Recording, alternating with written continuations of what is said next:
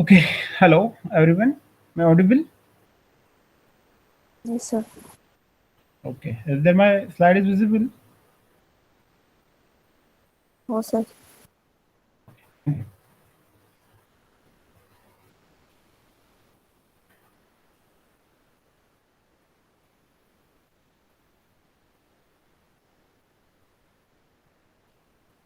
Okay, so in last lecture we have discussed about the snake venom, then how we will prepare it.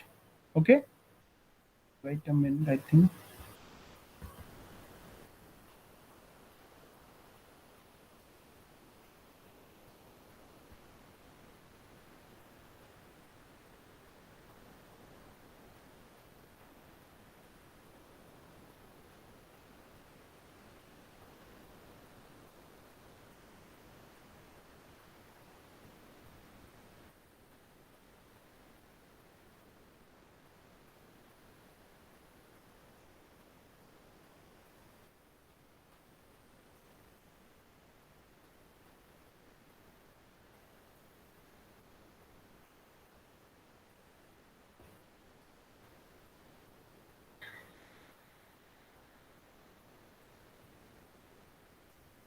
Okay, am I audible? Hello. Yes, sir. Okay. Okay, so in last lecture, we have discussed about the snake venom is there. So how the snake has produced their venom in their body? There are different types of the venoms, which including as an four types. So generally, these are the types of snakes. Okay, this is the morphology of snakes where they produce their venom.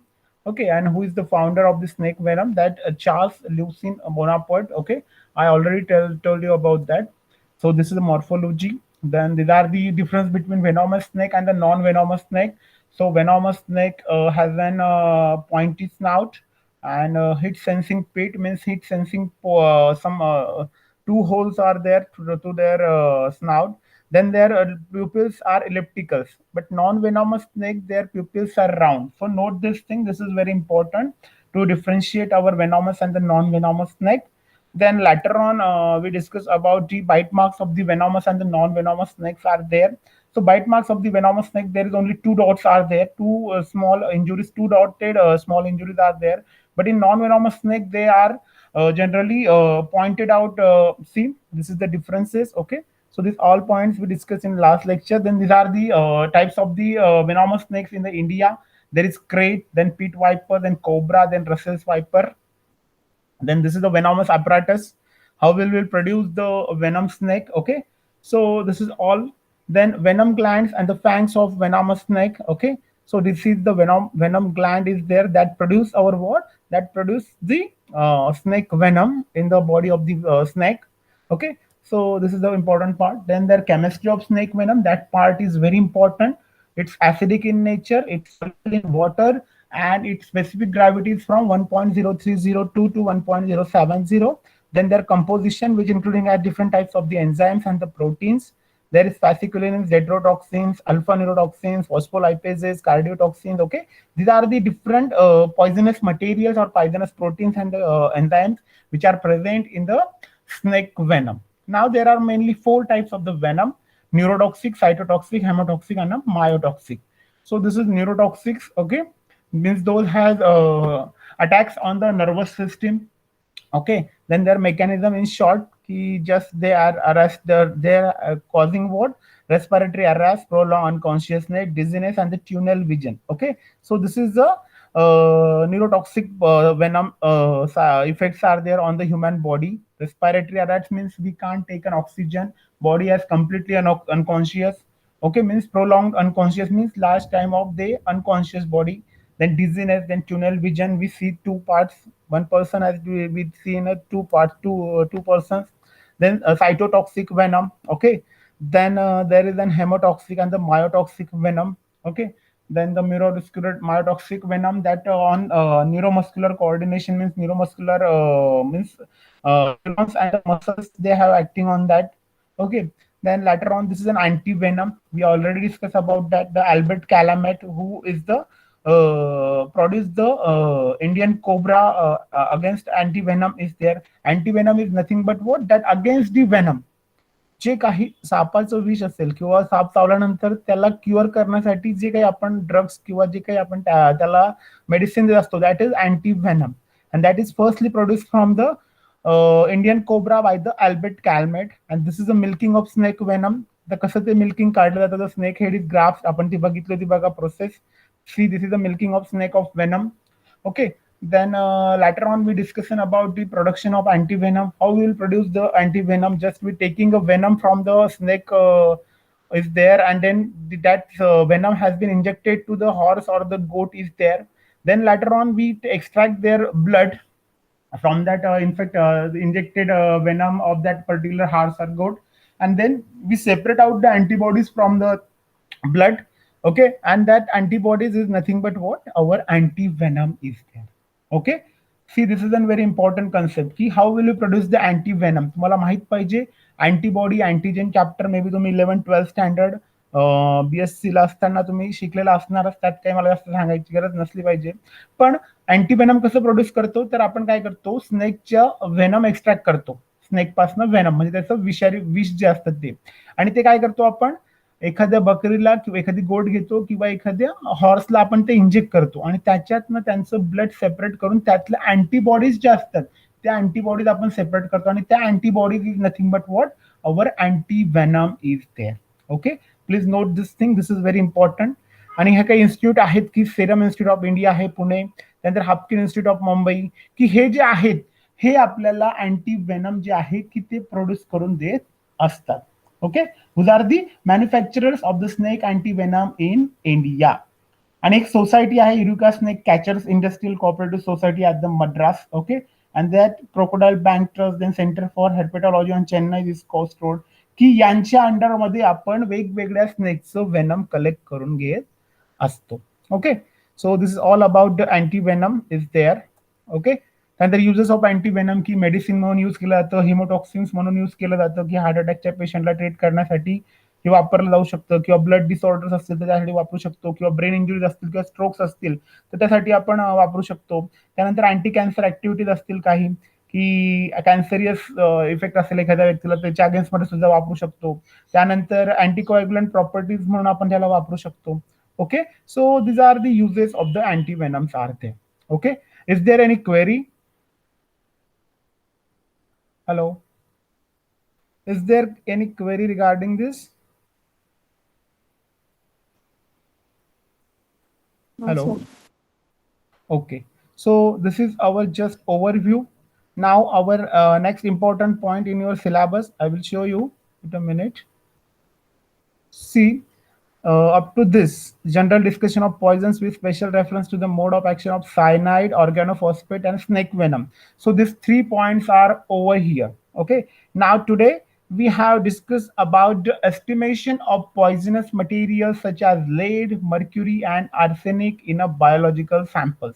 आता आपलं काय बघायचं आहे की आपण हे जे काही लेड पॉइझन आहे म्हणजे मेटॅलिक पॉइझन असेल किंवा मर्क्युरी असेल किंवा आर्सेनिक असेल, हे काय झाले आपले मेटॅलिक पॉइझन्स. आता यांचं एस्टिमेशन आपल्याला बायोलॉजिकल सॅम्पल्स मधनं कसं करता येईल, हा आपला सिलेबसचा पॉइंट आहे. आता आपण तो हे बघूया. ओके, आता आपल्याला लेड फर्स्ट पॉइंट आपण घेणार आहोत की estimation of lead from the biological samples, की आपण कसं एक्स्ट्रॅक्ट करणार आणि कसं अनालाइज करणार की किती प्रमाणात ते बॉडीमध्ये होतं. Okay, this is our syllabus point. So see, this is an lead. आता लेड काय असतं आपल्याला ते सगळ्यात माहिती असलं पाहिजे. लेड काय असतं कोणी सांगू शकतं? सिम्बॉल काय असतो?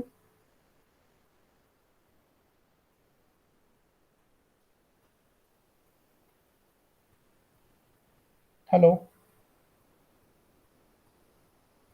लेडचं सिम्बॉल काय असतं कोणी सांगू शकतं?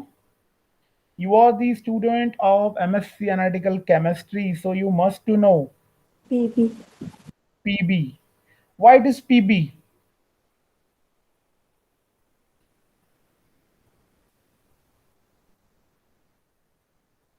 PB means what?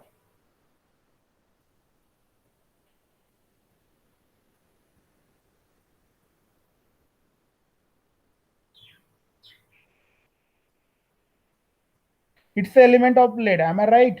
But what is Pb? It's the LED is the name. So why it is the Pb symbol is there? Can anybody tell me? Yes.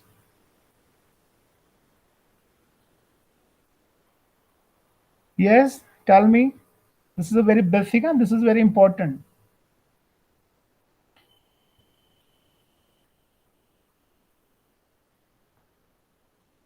No one from your class? Oh my God. Because of its Latin name, sir. Because it is Latin name and its Latin name is what? Plumbum. Please note this thing. Its Latin name is plumbum. So its symbol is PB there. हा फार basic question आहे आणि तो तुम्हाला माहित असणं फार गरजेचं आहे. सिल्वर कन्सिडर करूया आपण. सिल्वरचा सिम्बॉल काय असतो कोणी सांगू शकेल मला? Silver symbol is what?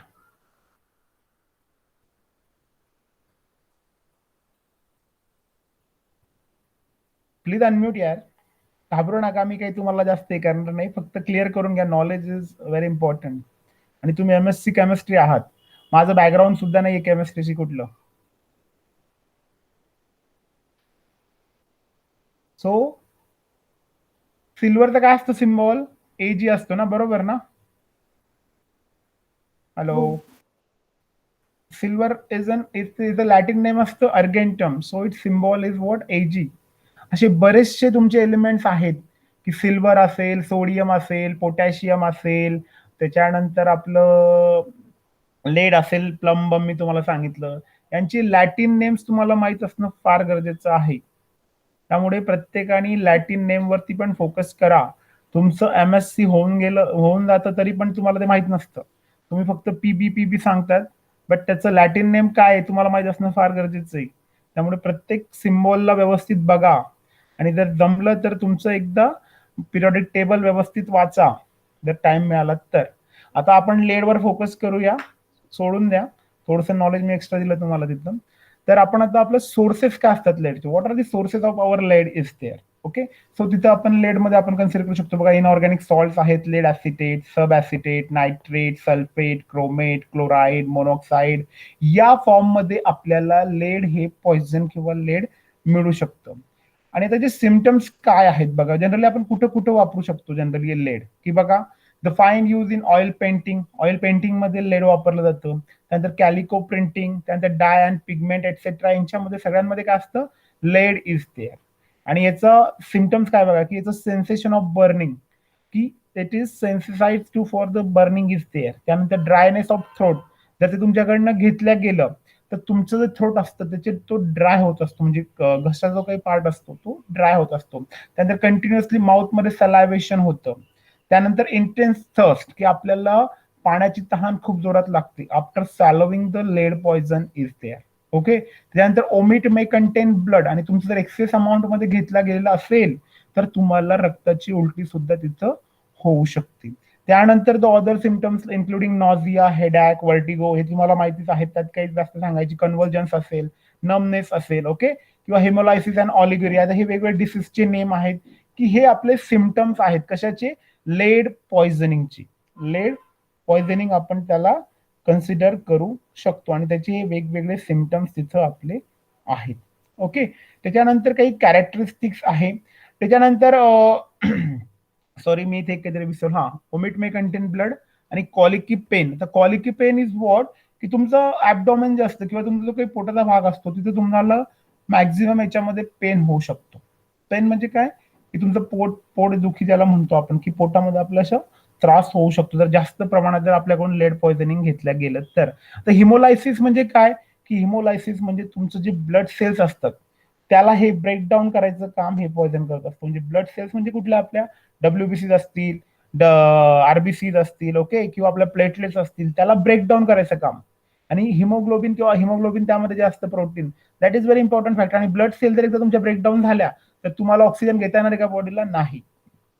So hemolysis means what? Breaking of the blood cells are there.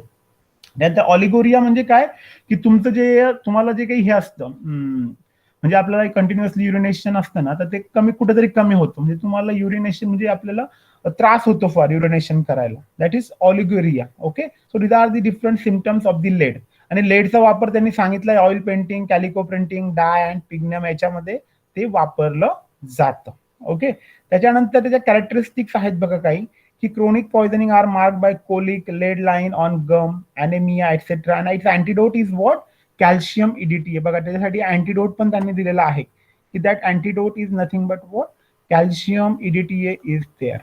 Okay, please note this thing, very important. So it is chronic poisoning and that marked by what? Colic, lead line on a gum, and that anemia, etc.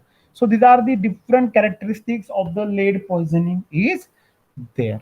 Okay, then chemical test for lead. आता आपण laid poisoning झालंय किंवा नाही हे biological material मध्ये आपण ते कसं आयडेंटिफाय करायचं, त्यासाठी आपल्याकडे काही केमिकल टेस्ट आहेत, की त्या केमिकल टेस्ट तुम्हाला माहित असणं फार गरजेचं आहे. So, lead may be precipitated as lead sulfate during digestion of biological materials with a mixture of concentrated nitric acid and concentrated sulfuric acid is there. बघा लक्षात घ्या, की जे काही लेड आहे, जर ते लेड आपल्या बायोलॉजिकल मटेरियल मध्ये जर प्रेझेंट असेल, म्हणजे आपला विसेरल सॅम्पल असेल किंवा अदर दॅन काही आपलं स्टमक इंटेस्टाईन पार्ट असेल, ओके, त्यामध्ये जर ते प्रेझेंट असेल तर तिथं लेड प्रेसिपिटेट फॉर्म होतात. जेव्हा आपण ते जे टिश्यूज आहेत ते डायजेस्ट करायला ठेवतो कशासोबत? कॉन्सन्ट्रेट HNO3 सोबत किंवा कॉन्सन्ट्रेट H2SO4 सोबत, तेव्हा तर तिथं आपल्याला लेड प्रेसिपिटेट, हे लेड सल्फेट ह्या फॉर्म मध्ये प्रेसिपिटेशन झालेलं दिसतं. And the white precipitate of lead sulfate as insoluble portion may be processed through treatment for insoluble residue under group analysis for detection of lead. And however, a portion of lead will pass to the extract prepared from the digested mixture. आता जे white precipitate असतात laid सल्फेटचे, बरोबर आहे, जेव्हा आपण laid जर असेल आपल्या बायोलॉजिकल टिश्यू मध्ये, लक्षात घ्या, तर आपण त्याला जर डायजेस्ट केलं HNO3 किंवा H2SO4 सोबत, तर आपल्याला तेव्हा व्हाईट प्रेसिपिटेट तिथं फॉर्म झालेले दिसतात. आणि ते जे काही फॉर्म झालेले असतात प्रेसिपिटेट, ते इनसॉल्युबल असतात, की under group analysis for the detection of the lead. And however a portion of lead will pass to the extract prepared from the digested mixture.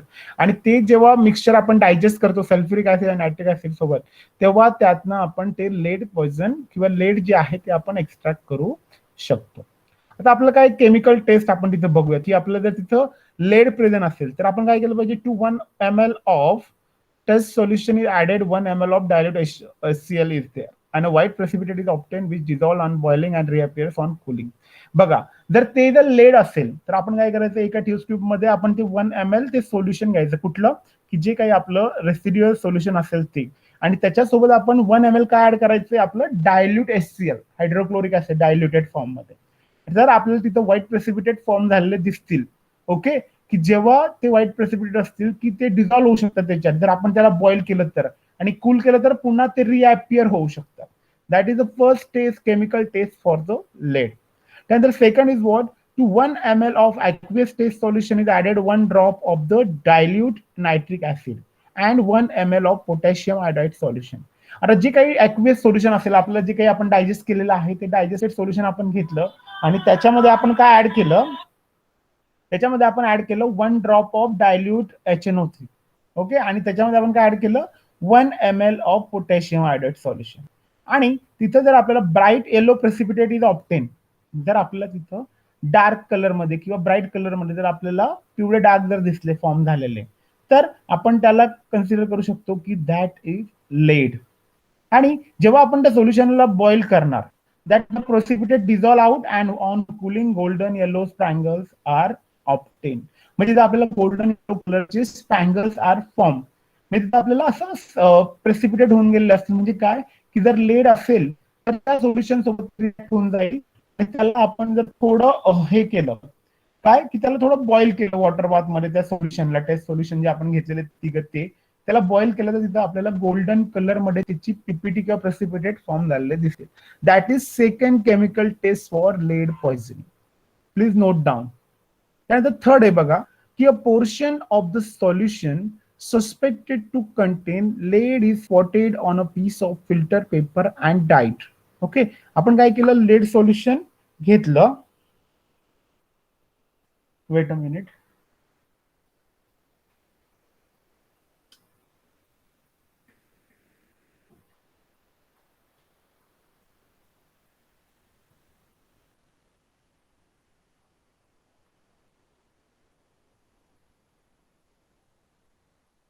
Wait a minute.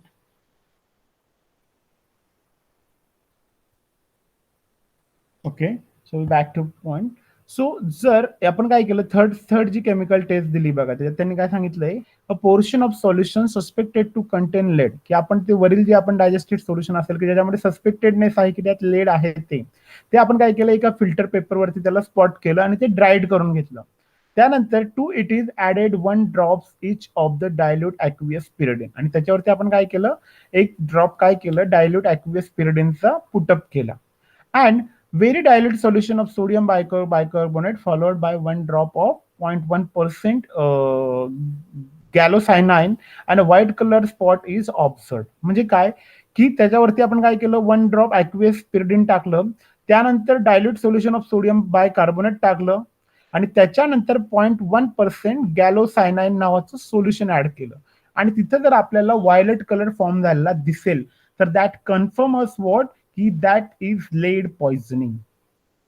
Okay, so these are the different estimated as well as the different analytical tools or techniques to analyze the lead poisoning, or to these are the different color tests as well as the confirmatory tests are there. Now the 4 test आहे बघा. Taste with डायझी डिथिझोन solution, की एक डिथिझोन नावाचं solution आहे की त्यासोबत सुद्धा आपण ते घेऊ शकतो. त्यात बघा 2 to 5 mg in 100 ml of chloroform or proportionate amount is there. आता त्यात ते डिझिथोन जे आहे ते 2 ते 5 mg आपण 100 ml क्लोरोफॉर्मला ते आपण काय केलं, डिझॉल्व्ह करून घेतलं, आणि that forms as what, dithizone solution.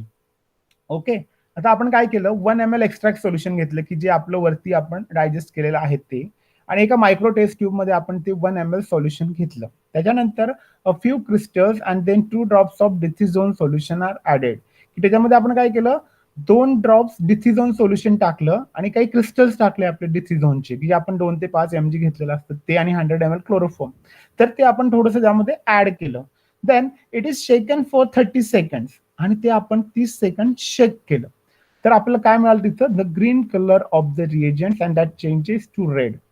आणि तिथं काय मिळालं, आपल्याला ग्रीन कलर मिळाला, आणि थोड्या वेळानंतर तो reagent change into the red colour, and that confirms us what, that is lead poisoning. काय आहे ती, तर तिला आपण कन्सिडर करू शकतो की that is lead poisoning. So these are the different chemical test for the lead poisoning. Please note this thing.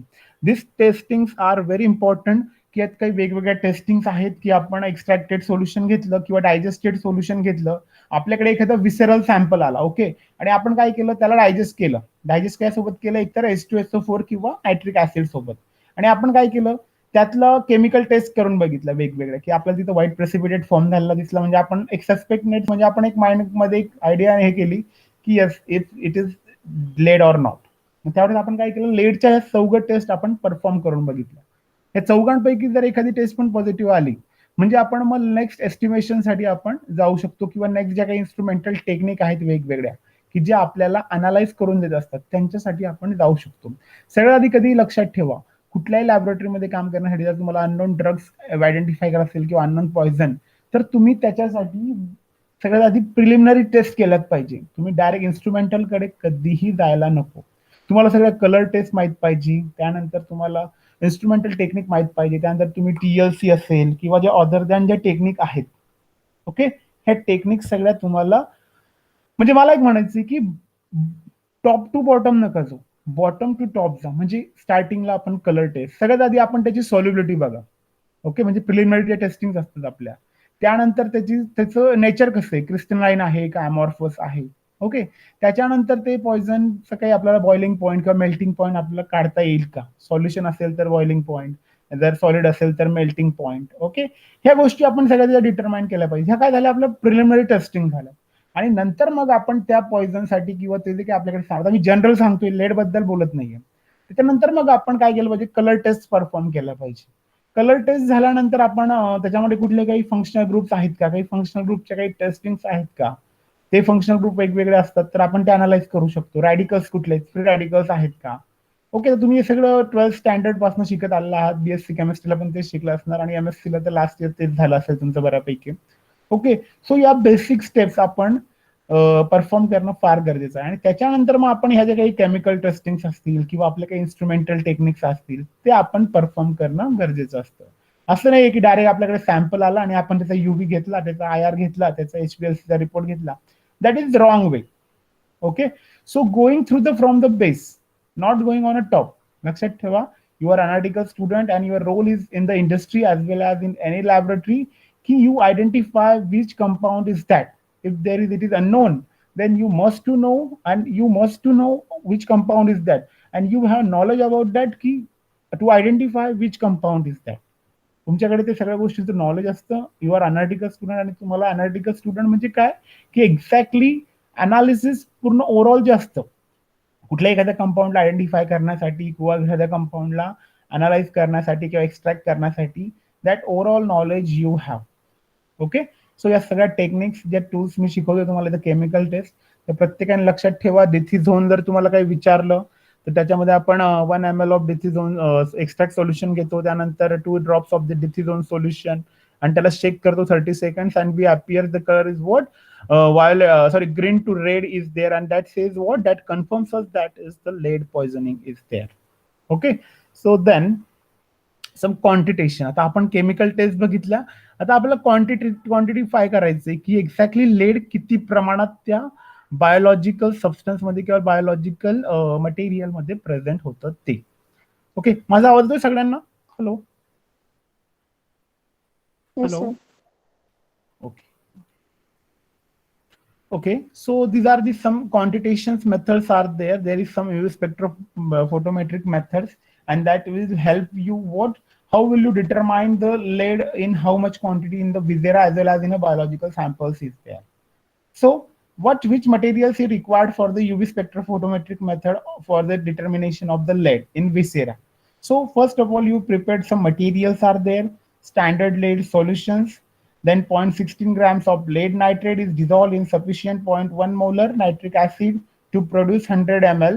Then this solution contains 1 mg of lead in 1 ml, and this is serially added to the produced solutions containing 0.1, 0.2, 0.4, 0.6, 0.8 and 1 microgram of lead in 1 ml. तुम्हाला हे different टाइप्सचे solution बनवायचे आहेत की त्याच्यामध्ये 0.1 मायक्रोग्राम असेल, 0.2 मायक्रोग्राम असेल एका solution मध्ये, आणि त्यांचं आपल्याला स्पेक्ट्रा घ्यायचा असतो. सगळ्यात आधी आपल्याला मटेरियल प्रिपेअर करून घेतलं पाहिजे की 0.16 grams of the lead nitrate is dissolved in a 0.1 molar nitric acid and that makeups up to what, that makeups up to the 100 ml. Okay, आणि या प्रत्येक सोल्युशन्स मध्ये आपल्याला हे वेगवेगळे स्टँडर्डाइज सोल्युशन तिथे बनवायचे आहेत to quantify the lead in the visceral sample with the help of using UV spectrophotometric method. आता युव्ही स्पेक्ट्रोस्कॉपी तुम्हाला माहिती असेल, माहित आहे ना सगळ्यांना?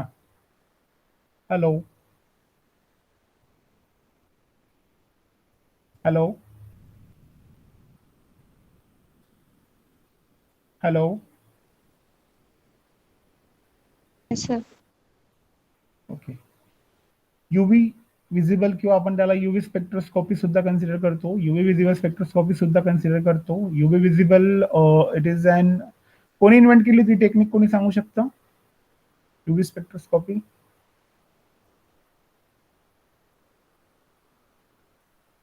कोण फर्स्ट सायंटिस्ट होता की त्याने ही टेक्निक इन्व्हेंट केली होती? कोणी सांगू शकेल तुमच्यापैकी? हे बघा, हे सगळे बेसिक क्वेश्चन्स आहेत आणि हे तुम्हाला माहित असणं फार गरजेचं आहे. येस,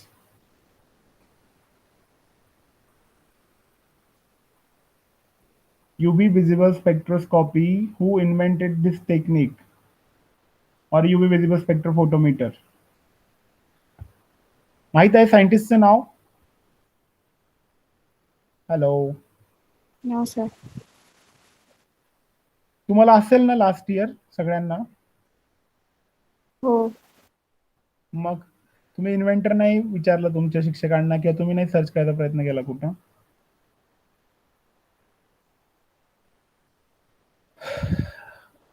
बघा, विजिबल नावाची कंपनी होती आणि त्यांच्या हा यू विजिबल स्पेक्ट्रोफोटोमीटर डिझाईन केला होता आणि फर्स्ट स्पेक्ट्रोफोटोमीटर त्यांनीच इन्व्हेंट केला होता, Arnold Beckman. Please note the scientist name. आणि ह्या सगळ्या गोष्टी तुम्हाला माहित असणं फार गरजेचं आहे. UV visible spectroscopy is a very important and essential technique in analytical chemistry. Okay, it detects the compound as well as the unknown drugs on the basis of their lambda max. Am I right? आपण काय शोधतो त्याच्यामध्ये? काय शोधतो आपण? जे काही compound आहे त्याची जी लॅम्बडा मॅक्स असेल किंवा वेव्हलेंथ ऍब्झॉर्बन्स वेव्हलेंथ जी असेल ती आपण त्यामध्ये डिटेक्ट करत असतो. And that gives us to what standardize wavelength, की या वेव्हलेंथला हा कंपाऊंड ऍब्झॉर्ब होतो आहे. म्हणजे काय, that is a unique value for that particular compound and on that basis we determine that this compound is this. Okay, so this is an UV visible spectroscopic role, and there is a and basic law is there is what Beer Lambert law. माहित असेल प्रत्येकांना, माहित आहे ना? Hello. हो. Beer Lambert law says what? Absorbance is directly proportional to the what? Concentration and the, yes, can anybody tell me from you?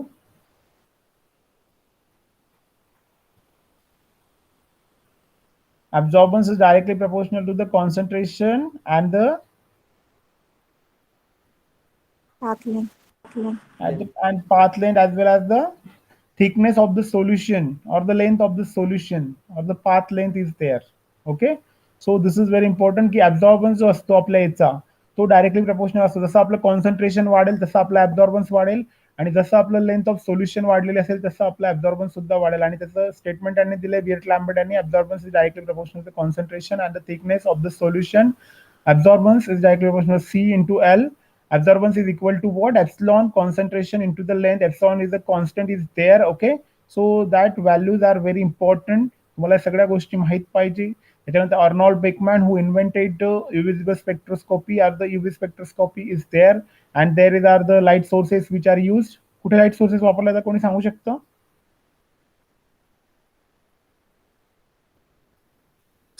कुठले light sources वापरले जातात? तुम्हाला फार गरज आहे बरं का रीड करायची माझ्या मते. बऱ्याच सगळ्यांनाच गरज आहे, मी एकाला नाही बोलणार. सगळ्यांना गरज आहे. त्याची रेंज काय असते, तो बियर लॅम्बर्ट लॉ काय आहे, त्याच्यानंतर तो थिकनेस काय आहे, त्यानंतर कुठला लाईट सोर्स वापरला जातो, त्यानंतर इलेक्ट्रॉनिक ट्रान्झिशन्स कुठले असतात त्याच्यामध्ये, sigma two sigma star, pi two पाय स्टार. ओके, हे सगळे तुम्हाला जे आहेत हे सगळे इलेक्ट्रॉनिक ट्रान्झिशन तुम्हाला माहित असणं फार गरजेचं, आणि एक्झॅक्टली वर्किंग काय चालतं. ओके, त्याच्यामध्ये हायड्रोजन ड्युटेरियम लॅम्प आपण वापरतो, त्यानंतर टंगस्टन लॅम्प वापरतो. तर युव्ही साठी आपला कुठला असतो आणि विजिबल साठी कुठला असतो, कोणी सांगू शकेल? युव्ही साठी कुठला असतो, कुठला लाईट सोर्स वापरतो आपण युव्ही लाईट साठी?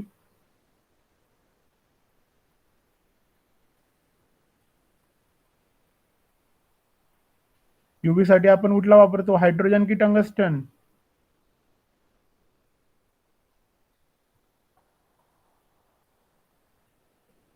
हे बघा, बेसिक वरती फोकस करा. मी प्रत्येकाला सांगेल, तुम्हाला इंटरव्ह्यूज मध्ये बरेचसे क्वेश्चन्स होतात की आपण युव्ही साठी आपण हायड्रोजन लॅम्प आपल्या युव्ही लाईट साठी वापरत असतो, hydrogen deuterium lamp.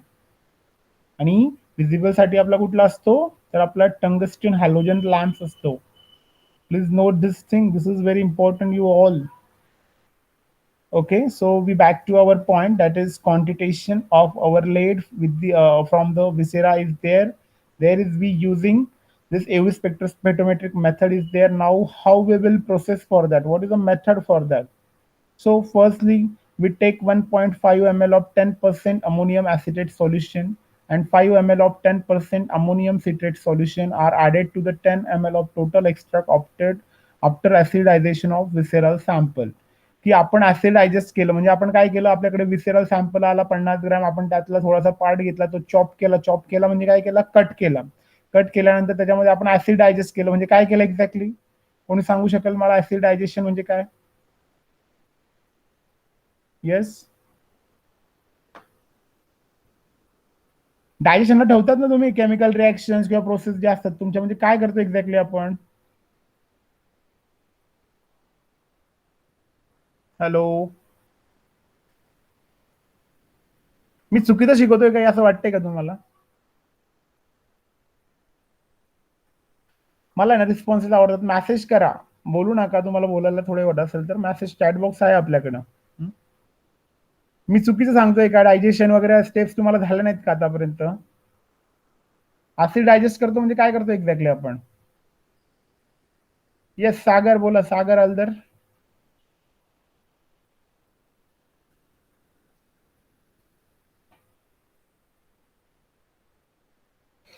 Yes, Akash Bhosale. Minal.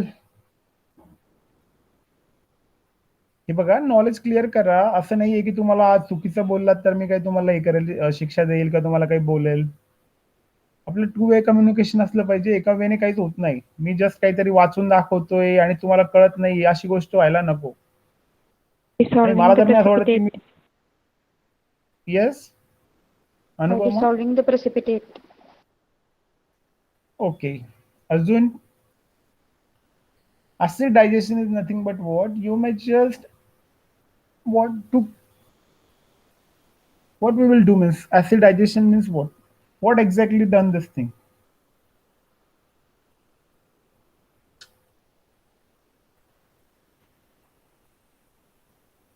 Just we taking some acid and add into the what, add into the our visceral sample. But why this process perform?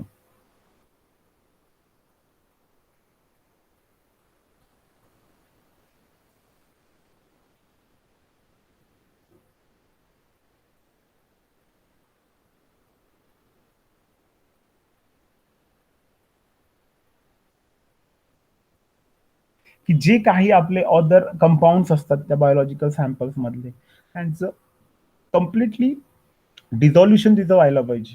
म्हणजे other compounds म्हणजे आपले कुठले तर laid असेल किंवा पॉइझनस मटेरियल असेल, की ते डिझॉल्व्ह होतात. म्हणजे ते जे त्या काही बिजरल ऑर्गनला स्टिक झाले असतील किंवा आपल्या इंटरनल ऑर्गन्सला काही स्टिक झाले असतील, तर त्याला एक्सट्रॅक्ट करायचं काम किंवा त्याला काढायचं काम कोण करतं? तर that done by this acid digestion method. आता तुम्ही काही टॅबलेट प्रिपेअर करत असणार, ॲस्पिरिनची टॅबलेट बनवत असणार किंवा काय तुमचं जे काही असतील प्रोसेस ते मला माहित नाही, तुमच्या टर्म्स मध्ये वेगळं असेल. पण इथे ऍसिड डायजेशन म्हणजे काय, की जे काही आपलं विसेरल सॅम्पल आहे त्यात जे काही कंपाऊंड स्टिक झालेले असतील त्यांना सेपरेट करायचं काम, that is done by our acid digestion method. Okay, simple language मध्ये झालं तर. आता आपण काय केलं, की जे काही ऍसिड डायजेशन झालेलं असेल त्यातलं 10 ml सोल्युशन घेतलं, ते ऍसिड डायजेस्ट झालेलं, आणि त्याच्यामध्ये काय टाकलं आपलं 1.5 ml of 10% ammonium acetate solution and 5 ml of 10% ammonium citrate solution, आणि 10 ml आपलं काय आहे total extract obtain after acid digestion of visceral sample. हे तिघं मिक्सचर्स आपण एकत्र घेतले. And the mixture is made alkaline by adding ammonium hydroxide. आणि जे काही आपलं सोल्युशन ऍसिडिक असेल त्याला आपण अल्कलाइन केलं. अल्कलाइन कसं केलं, तर आपण त्याच्यामध्ये थोडंसं अमोनियम हायड्रॉक्साईड सोल्युशन आपण तिथे ऍड केलं आणि त्याची स्पेसिफिक ग्रॅव्हिटी किती असेल 0.888. ओके, आणि त्याच्यानंतर आपण काय केलं, 2.5 ml of 10% potassium cyanide and 1 ml of 10% hydroxylamine hydrochloride are added. आपण त्यात काय केलं नंतर, 2.5 ml जे असेल ते 10% आपलं पोटॅशियम सायनाइड घेतलं आणि 1 ml काय घेतलं आपण 10% हायड्रॉक्सिलामाइन हायड्रोक्लोराइड हे आपण तयार केलं. This is taken to आणि पूर्ण जे सोल्युशन घेतलं त्याच्यात घेतलं आपण 250 ml जे काही आपल्याकडे सेपरेटिंग फनेल असेल. प्रत्येकाला सेपरेटिंग फनेल माहित आहे किंवा नाही का, दाखवू इमेज. Hello, yes, no. हा, good. Okay okay. So separating funnel जे असेल आपलं 250 ml आपण वरचे जेवढे सोल्युशन आपण एकत्र केले ते सगळे एका सेपरेटिंग फनेल मध्ये घेतले and extracted with 20 ml of 0.1% dithizone solution in chloroform by shaking for 2 minutes vigorously. आणि नंतर त्यामध्ये काय केलं आपण, 20 ml जे आपलं 0.1% डिथिझोन सोल्युशन होतं ते घेतलं in chloroform and by shaking for 2 minutes vigorously, आणि त्याला कंटिन्युअसली आपण 2 मिनिटं शेक केलं. ओके, की विगरसली म्हणजे काय, की ते कम्प्लीट एकमेकांमध्ये मिक्सअप व्हायला पाहिजे असं आपण त्याला शेक केलं. Then the separating funnel is kept aside for 50 minutes, आणि आपण 15 मिनिटं मग ते सेपरेटिंग फनेल साईडला ठेवून दिलं. किती, 15 minutes. And to facilitate separation of 2 layers, आणि तिथं आपलं काय झालं, दोन लेअर फॉर्म झालेल्या दिसल्या. कुठल्या कुठल्या असतात त्या?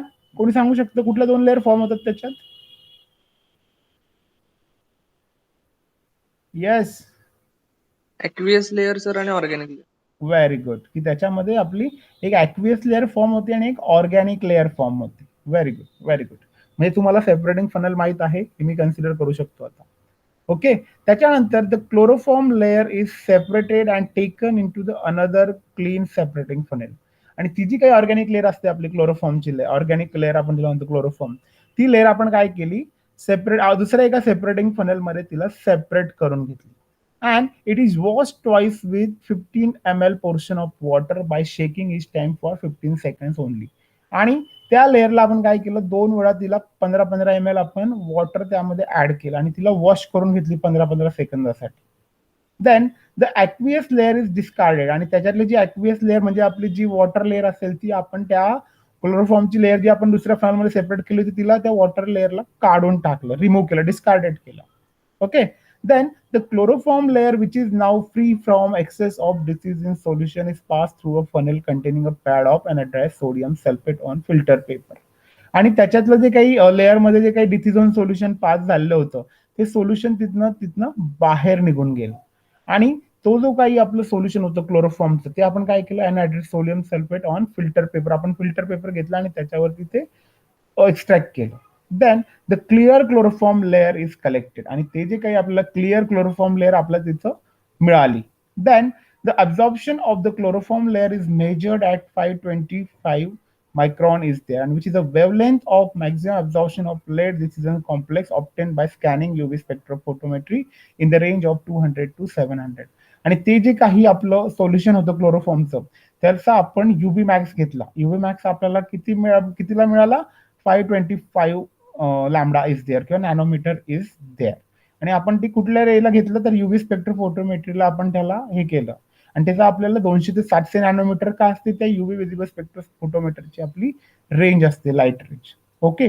आणि त्यानंतर आपल्याला काय मिळालं तर the procedure is above is repeated with 10 ml of each of the standard solution of lead containing 0.1, 0.2, 0.4, 0.6, 0.8 and 1 microgram of the lead per ml and also with 10 ml of water. आणि वॉटर एक घेतलं आपण आणि वेगवेगळे laid ऍसिटेटचे आपण जे solution बनवून घेतले ते घेतले आणि एक ब्लँक सोल्युशन घेतलं वॉटर सोबतचं आणि त्या प्रत्येकाचे आपण ऍब्झॉर्बन्स जे आहेत ते आपण डिटरमाइन केले. Then the absorbance of each standard solution is plotted against the concentration of the lead. And the concentration of lead in Visera is obtained from the calibration curve. आता ही स्टेप्स तुम्हाला मला काही जास्त सांगायची गरज नसावी कारण तुम्ही ऑलरेडी याच्यावरती प्रॅक्टिकल्स मे बी परफॉर्म केलेले असतीलच. तर आपण काय केलं, एक ग्रॉप प्लॉट केला की जो अब्झॉर्बन्स वर्सेस आपलं हे जे काही आपले स्टँडर्ड सोल्युशन होते 0.1, 0.2 आणि जे आपलं अननोन सोल्युशन होतं क्लोरोफॉर्म लेअरचं, ओके, त्या सोल्युशन सोबत आपण हा स्टँडर्डाइज ग्राफ फॉर्म केला. आणि जेव्हा आपल्याला ती कॅलिब्रेशन कर्व मिळाली तिथून आपल्याला अननोन कॉन्सन्ट्रेशन काय होतं आपलं एक्झॅक्टली आपल्या लेडचं एका आपल्या विसेरामध्ये ते आपण तिथं एस्टिमेट केलं किंवा डिटरमाइन करू शकलो. आता हा कॅलिब्रेशन कर्व जो काही पार्ट आहे तुम्हाला माहित असेल, मे बी माहित आहे किंवा नाही का, पुन्हा सांगू मला ते पण कळेल. हॅलो हॅलो हॅलो, मे ऑडिबल? Yes, sir. मला कॅलिब्रेशन कर्व काय आहे माहित आहे किंवा नाही मला ते सांगा आधी. आपण ग्राफ प्लॉट करतो, absorbance versus what, concentration of the solution. आणि आपल्याला जे काही ऍब्झॉर्बन्स मिळालेले असतात आपल्या स्ट्रेस सोल्युशनचे ते आपण घेतो. त्याच्यानंतर आपण स्टँडर्डाइज सोल्युशन बनवतो, एक वॉटर ब्लँक घेत असतो आणि त्याच्यानंतर आपण ग्राफ प्लॉट करतो absorbance versus concentration of the solution. आणि जिथं तो आपला ऍब्झॉर्बन्स जो आपल्या अननोन सोल्युशनचा म्हणजे आपल्या जे काही आपण जे अननोन सॅम्पल म्हणजे कुठलं आपलं विसेरल सॅम्पल घेतलेलं होतं त्यातलं जे काही आपण एक्स्ट्रॅक्ट घेतलेला होता त्याच्यात किती कॉन्सन्ट्रेशन आहे हे आपण स्टँडर्डाइज डिटरमाइन करू शकतो.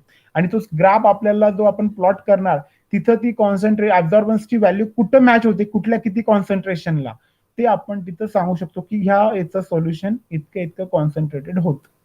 आणि त्याच्यावरनं मग कॅल्क्युलेशन करून आपण डिटरमाइन करू शकतो की yes, in this visceral sample there is this amount of the lead poison is present. Okay, so this is a UV spectrophotometry method to determine or to determine the lead poison in the given visceral sample. Is there any query regarding that? Hello. No, sir. Okay. Okay, so I think our time is over here, 45 minutes. So here we stop because मी जर next point घेतला तर थोडं तुम्हाला ते हे होणार नाही. तर आपण हे उद्या 2 टेस्ट जे आहेत ते आपण उद्याच्या लेक्चरला डिस्कस करूयात. This test are also important in your syllabus. Lead विषयी तुम्हाला काही अडचण, लेड, स्नेक वेनम बद्दल जर असेल तर आता विचारू शकतात. We have some time.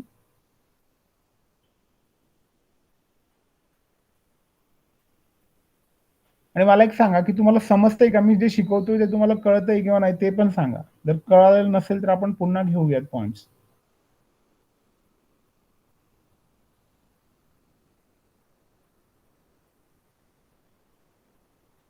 Please yes और नो.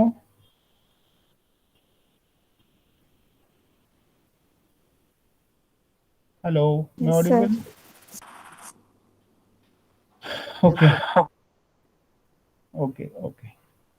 हे बघा, पॉइंट सगळे सिंपल आहेत, पण हे तुम्हाला हे ऍप्लिकेशन बेस्ड आहे सगळं. तुम्हाला हा जो पेपर आहे आपला, की हा तुम्हाला अप्लाय करायचा आहे इंडस्ट्रियल एरियामध्ये. तुम्ही उद्या जेव्हा जाणार तेव्हा तुम्हाला ह्या गोष्टी अप्लाय करायच्या आहे. फील्डवरती कन्सिडर करा किंवा तुमच्या जॉब रोलमध्ये. आणि तुम्हाला या छोट्या छोट्या गोष्टी फार माहीत असणं फार गरजेचं आहे. तुम्हाला एखाद्याने युव्ही स्पेक्ट्रम फोटोमीटर दिला आणि एखादं अननोन कॉन्सन्ट्रेशनचं सोल्युशन दिलं की याच्यामध्ये लेड पॉइझनिंग किंवा लेड आहे, तुम्हाला याचं कॉन्सन्ट्रेशन डिटरमाइन करून दे. तर तुम्ही ते कसं डिटरमाइन करून दिलं पाहिजे, तर तुम्ही सगळ्यात आधी स्टँडर्डाइज सोल्युशन बनवले पाहिजे, ते मेकअप केलेत पाहिजे, त्यानंतर त्यांचं ऍब्झॉर्बन्स बघितला पाहिजे, त्यानंतर त्यांचा ग्राफ प्लॉट केला पाहिजे आणि आपलं जे काही अननोन सोल्युशन आहे आपल्या याचं लेड पॉइझनिंगचं, ते घेऊन तुम्ही तिथे डिटरमाइन करू शकता की येस देअर कॉन्सन्ट्रेशन इज दिस. आणि तुमची व्हॅल्यू जरी म्हणजे चुकीची आली, पण तुम्ही प्रोसेस काय केली हे तुम्हाला जमणं फार गरजेचं आहे. नाहीतर उद्या आपलं बीएससी होऊन जातं, एमएससी होऊन जातं, पण आपल्याला कळत नाही एक्झॅक्टली की what is our roll on a field. आपण जस्ट बुकिश जे म्हणतो आपण की बुक बद्दल आपण म्हणजे बुकिश नॉलेज घेऊन उपयोग नाहीये. माझं मत असं आहे की तुम्ही फील्डवरती काम करा. तुमचा जो एक्सपिरियन्स असेल जॉब रोल मधला किंवा कुठलाही, तर तुम्ही तर तिथं सध्या शिकत आहात ना, तुम्हाला इथले इन्स्ट्रुमेंट कसे ऑपरेट होतात, युव्ही कसं ऑपरेट होतं, हॉट एअर ओव्हन कसं ऑपरेट होतं, त्यानंतर जे काही तुमचे वेगवेगळे अनालिटिकल इन्स्ट्रुमेंट आहे, एचपीएलसी असेल, जीसी असेल किंवा काही युव्ही कॅबिनेट असतील किंवा काही बरेचसे इन्स्ट्रुमेंट आहे तुमच्या रिसर्चच्या लॅबमध्ये, तर ते तुम्ही अप्लाय त्याच्यावरती काम करून बघा. मला तरी असं सांगायचंय तुम्हाला. आता ही पॅन्डेमिक सिच्युएशन सध्या आहे, पण आय थिंक जुलैमध्ये मे बी सगळं ओपन होईल अशी मला तरी आशा आहे. पण तेव्हा आल्यानंतर तुम्ही सगळे इन्स्ट्रुमेंट समजून घ्या. कारण तुम्ही जेव्हा इथनं जाणार तर इन केस तुमचं लास्ट सेमिस्टर आहे, लास्ट सेमिस्टरमध्ये तुम्ही इथनं मे बी सोडून जाऊ शकतात, त्यानंतर तुम्हाला इथं परत एंट्री मिळणार नाही. मिळाली तर लकीली युअर लकी, बट जर नाही मिळाली त्याच्या आधी आपण सगळ्या गोष्टींचं युटिलायझेशन करून घेतलं पाहिजे माझ्या मते. त्यामुळे प्रत्येक इन्स्ट्रुमेंटचा रोल काय असतो, केमिकलचा रोल काय असतो, हे सगळ्या गोष्टी समजून घ्या. आणि जर समजत नसेल तर विचारून घ्या. कारण शिक्षक आहे तुम्हाला, तर पुन्हा तुम्ही नंतर जरी कॉल केला की प्रत्येक शिक्षक म्हणतो नाही मी कामामध्ये मी नंतर बोलतो. आता तुमचा त्यांच्यावरती हक्क आहे की तुम्ही विचारू शकतात की सर आपण यासाठी काय प्रोसेस करू शकतो, एक्स्ट्रॅक्शनसाठी काय वापरू शकतो, ओके, पॉइझन कसं एक्स्ट्रॅक्ट करू शकतो किंवा पॉइझन सोडून द्या, एखाद्या टॅबलेटचा आपण ऍसे करून बघा. ओके, ऍसे करणं फार सिम्पल आहे. तुम्हाला त्याची प्युरिटी शोधायची, कशी शोधायची ती प्रोसेस माहीत असणं फार गरजेचं आहे. प्रत्येक गोष्टीवरती फोकस करा. It is very important. मी प्रत्येकाला सांगेल की जॉब तुम्ही जेव्हा उद्या कुठल्याही कंपनीत जॉईन होणार किंवा कुठं इंडस्ट्रीमध्ये काम करणार, फार्मा इंडस्ट्रीमध्ये, ड्रग इंडस्ट्रीमध्ये, तेव्हा तुम्हाला सगळ्या गोष्टी माहीत असल्या तर ते बेटर असेल. तुम्हाला प्लंबम माहित नव्हतं म्हणजे पीबीचं क्लॅटिन नेम काय होतं, अर्गेंटम काय, सिल्वरचं, गोल्डचं काय, ऑरम आहे, या फार छोट्या छोट्या गोष्टी बरं का. आणि ह्या गोष्टी आपल्याला बेसिकच नसतं माहित.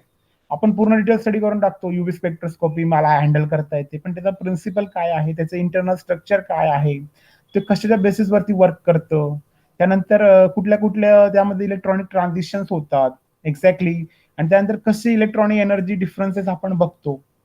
बरोबर आहे, एनर्जी डिफरन्सेस कसे होतात, की आपलं जे ग्राउंड स्टेटचे जे काही मॉलिक्युल्स असतात ते एक्साइटेड स्टेटला जातात आणि त्यातला एनर्जी डिफरन्स जो असतो की तो आपण युव्ही स्पेक्ट्रोस्कोपीमध्ये, that is an important characteristics to determine the wavelength or to determine the absorbance is there.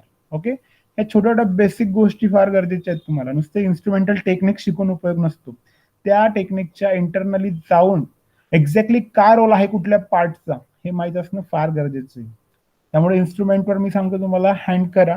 आणि तुम्हाला जर हँड करता येत नसेल तर आपल्या साताऱ्यामध्ये आय थिंक तुमच्यासाठी एक इन्स्टिट्यूट पण आहे हँड्स ऑन ट्रेनिंग, किंवा आपण त्याला इन्स्ट्रुमेंटल ट्रेनिंग सेंटर कन्सिडर करतो.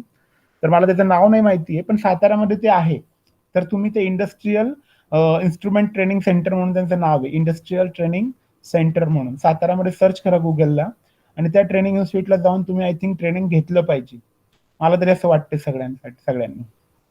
म्हणजे तुमचं बरंचसं जे नॉलेज आहे ते बरंचसं नॉलेज तुमचं तिथं क्लिअर होऊन जाईल. ओके. आणि तुम्हाला ते येणं गरजेचं आहे अनालिटिकल वाल्यांना तरी. थेरॉटिकल नॉलेज तुम्ही घ्या, त्यात काही इश्यू नाहीये, पण प्रॅक्टिकलला सुद्धा इम्पॉर्टन्स द्या. ओके. सो काही क्वेरी असतील तर विचारू शकतात, किंवा मग आपण आता इथं स्टॉप करूया. Okay.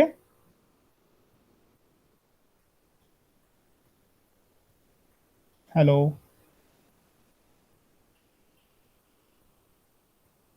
Hello. Yes sir. Okay. Okay. So then here we stop. आणि तुमचे एक्झाम संपल्यात का चालू आहे सध्या मिड सेम? संपले सर. संपल्यात ना? ओके, ठीक आहे. ठीक आहे, मी तसं इन्फॉर्म करेल उद्याचा लेक्चर, किंवा आपण सॅटर्डेला घेऊयात. तसं मी अनुपमाला सांगेल, अनुपमा तुम्हाला इन्फॉर्म करेल सगळ्यांना. हो सर. चालेल. Okay. Thank you for joining. Have a good day to all.